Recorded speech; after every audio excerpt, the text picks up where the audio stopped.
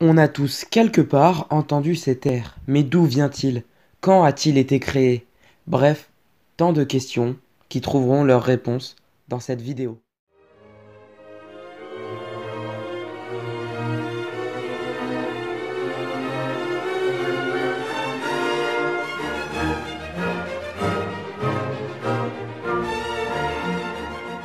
Avant de vous dévoiler le titre de cet air de musique, laissez-moi vous présenter son auteur. Il s'agit de Georges Bizet, un compositeur français du XIXe siècle.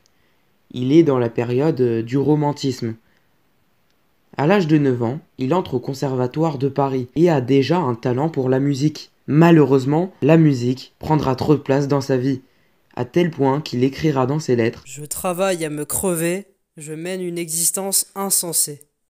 En effet, ce n'est qu'à 25 ans qu'il crée Les Pêcheurs de perles, l'un de ses opéras les plus connus.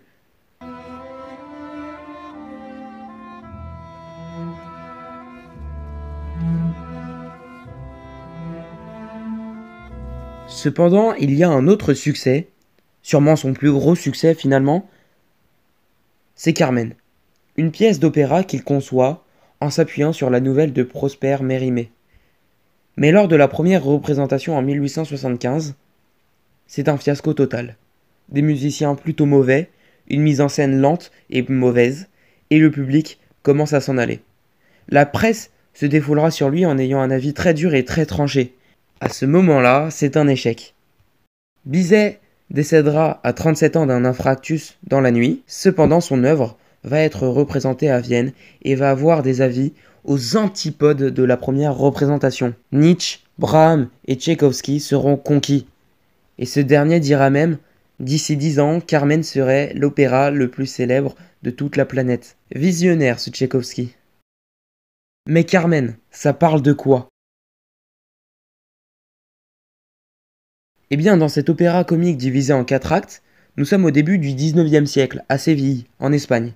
Et on suit Carmen, une cigarière en prison à cause de son tempérament quelque peu trempé. Elle réussit à séduire Don José et lui promet son amour si elle réussit à la faire sortir. Nous sommes ici dans l'acte 1, associé à la fameuse musique « L'amour est un oiseau rebelle ».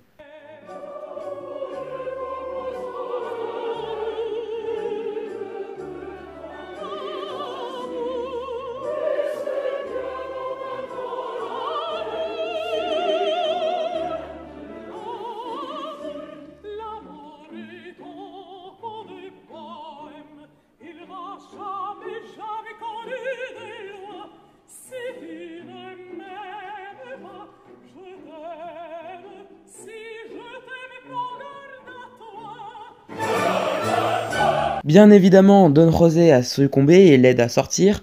Et ah oui, important de le notifier, mais ce dernier est fiancé à Micaela. Mais hélas, la suite, c'est que l'amour est parfois destructeur, comme ici. J'en dis pas plus pour ne pas tout vous dévoiler, la fin est assez surprenante, donc je vous conseille fortement de voir cet opéra. Un lien est bien sûr en description pour les plus curieux. Carmen, aujourd'hui c'est l'un des opéras les plus joués dans le monde, repris par Stromae dans sa musique au titre éponyme. Comme l'oiseau de Twitter, on est bleu de lui seulement pour 48 heures. Et repris dans plein de films, dont un avec Charlie Chaplin.